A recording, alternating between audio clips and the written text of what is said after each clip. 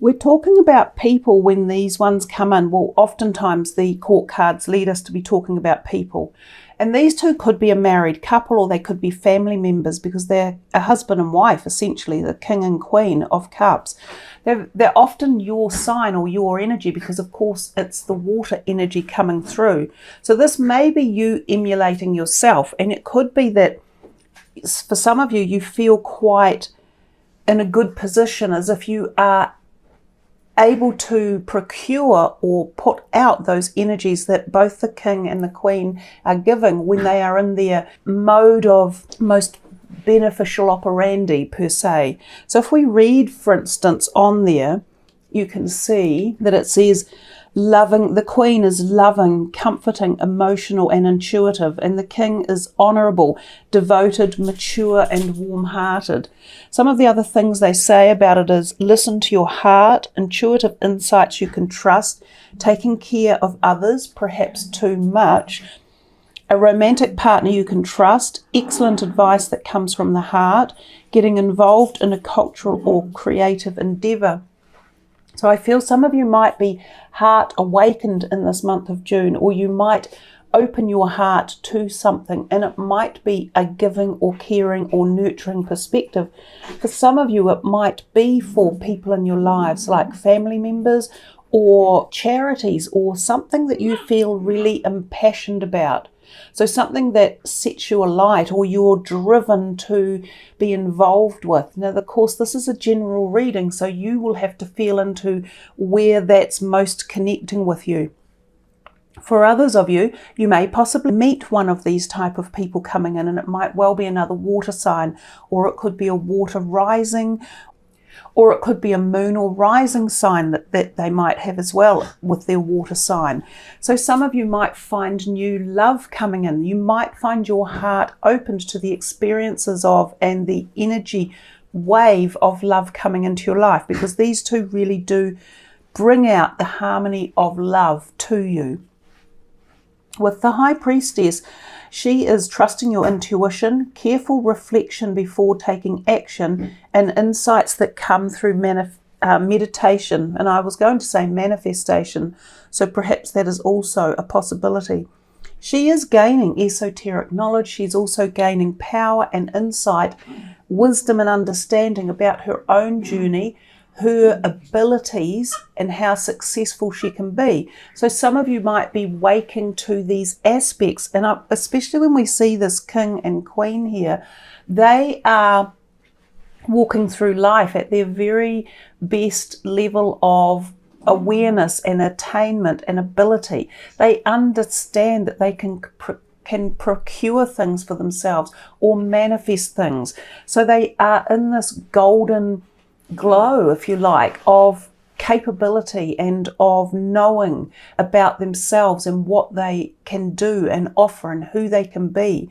So these three here go really well together, and they offer this strength behind the actual reading. With her sitting there and that book on her lap and the knowledge that is empowered through that, she also learns to trust her intuition, to seek esoteric understanding, to be involved in sometimes that avenue of connection. So we talk about synchronistic energies, of coincidences, if you like, of becoming higher in your frequency field to bring in these kind of awareness or psychic interventions or connection.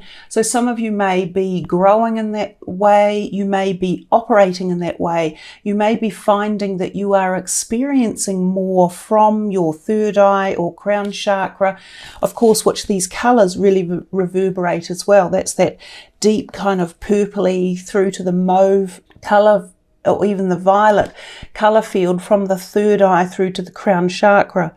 So these energies might come to you in the month of June, and you could feel more in tune with yourself, or more awakened to the possibilities that you can manifest more. There was a saying I learnt many, many years ago, and it was called thoughts become realities.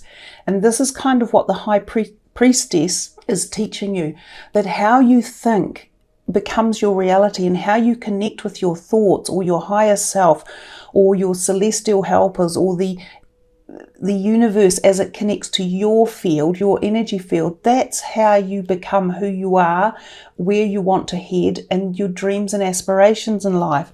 It was also a great card to open with. There's a lot of power up here in these three. And then we move, of course, to this one beside them, move out a little bit, to the Princess of Autumn. So again, she's a well-considered card. She's one of the earth signs, or the pentacles. She's studious, responsible, cheerful, and mischievous.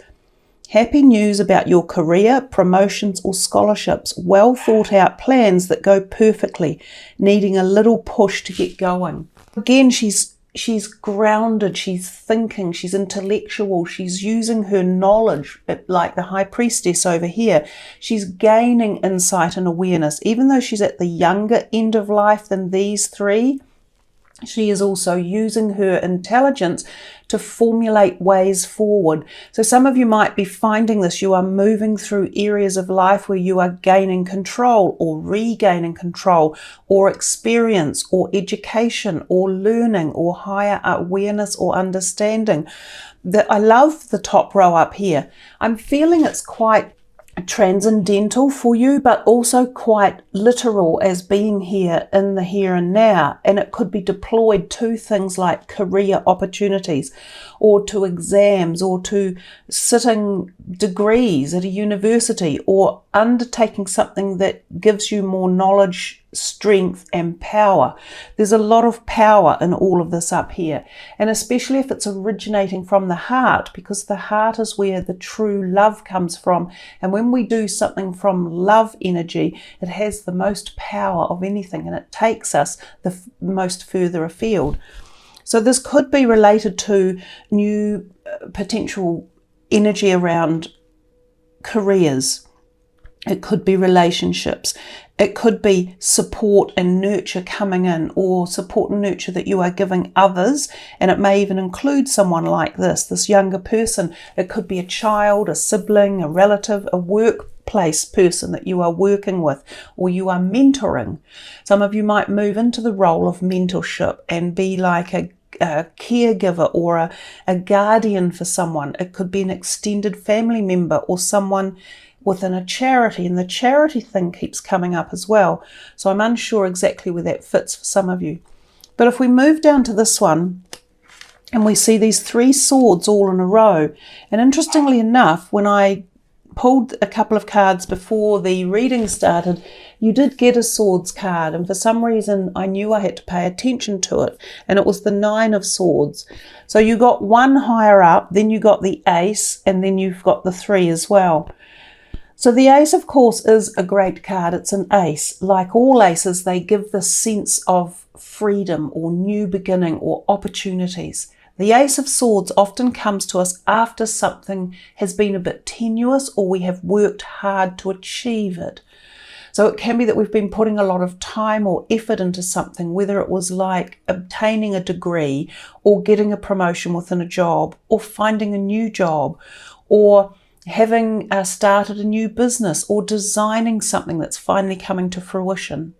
It can also be the example of a divorce taking place and receiving the divorce papers, the dissolution of a business that was once up and running but needed to be dissolved, and this can be the final dissolution coming through. It can be selling a house that you needed the finance for, and the money comes through for that.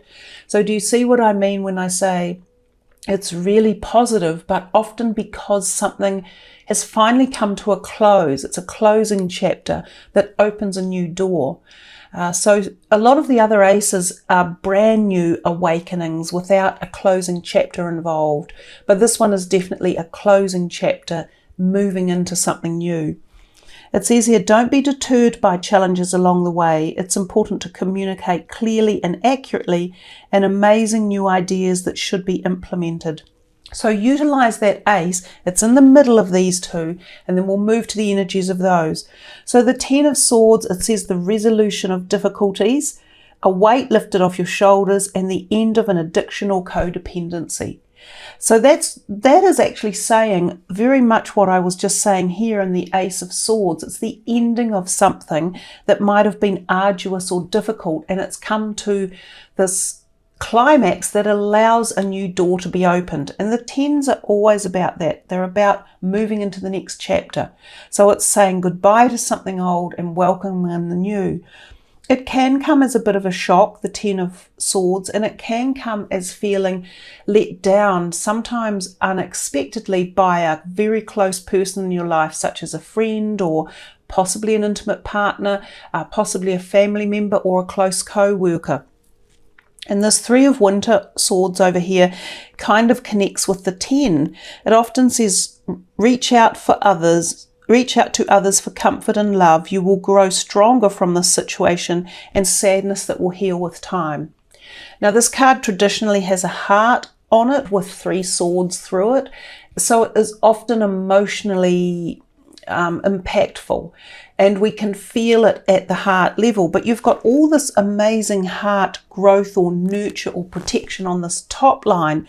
So I feel that if you do go through something this month, whether it be finding out that a friend or a family member you once had is ready to move on in life, you accept it, or you are buoyed up by this other generosity of love coming in, or support or nurture one way or another.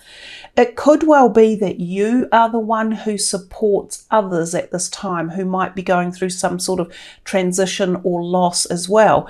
And so that you are this person up here with the knowledge, the compassion, the caring, the heart, the strength and the emotion to give to others. I do think that relationships are on your mind, and that will happen in this month of May and June, because bear in mind, I'm doing these readings in May. So the energy field is alive and active from the time I do the readings. So I know for a lot of you, I didn't get May's ones up in April. So take this as being May and June as well. So this energy field will start to become alive and active as soon as you kick into it. There is a bit to think about when you get 3 swords in a row. The swords are communication. They are about how we feel in life, how we deal with situations, and situations that can crop up around us. And oftentimes they are associated with relationships one way or another, whether they be personal relationships or intertwined into work, business type relationships. And the communication can be verbal, but it can also come in the written realm. So there's certainly a lot of activity around you in May or June that these things may kick off on in. Sometimes this one is feeling quite flat, sometimes a bit down or depressed, even sometimes needing to give yourself a bolster, whether it be energy, meditation, time out, sometimes a minor operation, or going to see someone like a Reiki practitioner or healer or acupuncture. You might get sore neck or back in particular, and it may need realignment to allow the flow of energy through your body. So some of you may have chakra blocks in this month, and this may all come up in part because of the eclipses that we're going through as well. Because remember, I said the eclipses will draw out unexpected or hidden energy that we haven't been watching or listening to. Ponder upon which card is talking to you the most, which one you think has the biggest message for you. There's no doubt that when you tune in for a reading, in my mind, the readings give us ammunition to head into the month coming up, and they give us ideas and concepts about how to deal with certain things that might pop into our life. So they're strategy workers, if you like. They can help you strategize certain situations that may pop up, and some that you wish to deal with in a certain way, and others you might put in a box over here, and so on. So I will move these cards aside and we will see what is next out for you guys. I won't put them away because we may refer to them again. But we will now look at the Tony Celerino Gods, Goddesses and Angels cards. So this is for Cancer. This is also, of course, for Moon and Rising Cancers, and also for cross watchers as well. So feel free, whoever wants to, enjoy the energies of the reading. There's a whole lot going to go again. Just like the last, when we did the last shuffle, there were a lot of ones that wanted to technically jump out. Angel of New Life is your first one out. And we could see that with the Ace, and we could also see that with the 3. An exciting new chapter in your life is about to unfold. Some of you, when we talked about the relationship and the 3 of Winter down here, sometimes this card does mean that relationships may be parting ways, as does the 10 of Swords, and that you come to a conclusion that it is just better to move on and that there are new beginnings. And the next card out was the Angel of New Life, saying an exciting new chapter is about to begin. You've also got an Angel of Support. The universe has heard your silent call for help. Then we have the Angel of the Universe. You are being encouraged to expand your thinking. And, when you start getting cards that really duplicate the same messages, that's exactly what the High Priestess is. She is awareness, awakening, understanding at the greatest of the galactic and universal realms of esoteric information. And that is the same as the Angel of the Universe. Very similar messages that you're getting. Beautiful support coming in for you from that middle angel. So if you are in need of help or you're wanting help at all, call out to them, ask for support and help, whether it be new ideas, manifestation of something, the healing of something. What else is in here for Cancer? The Goddess of Psychic Protection and the Goddess of Compassion. So the Psychic Protection, it says what you believe you create, no one can harm you. Also, she's very tuned in here to the third eye activation and listening to your intuitive abilities, which we've talked about up here and possibly with this card. So just be aware that sometimes we do allow negative thoughts or worries to overtake us, and that can be when we see too many of the sword cards come in, such as the 10 of Swords and the 9, which you also got in the pre-shuffling of the actual reading.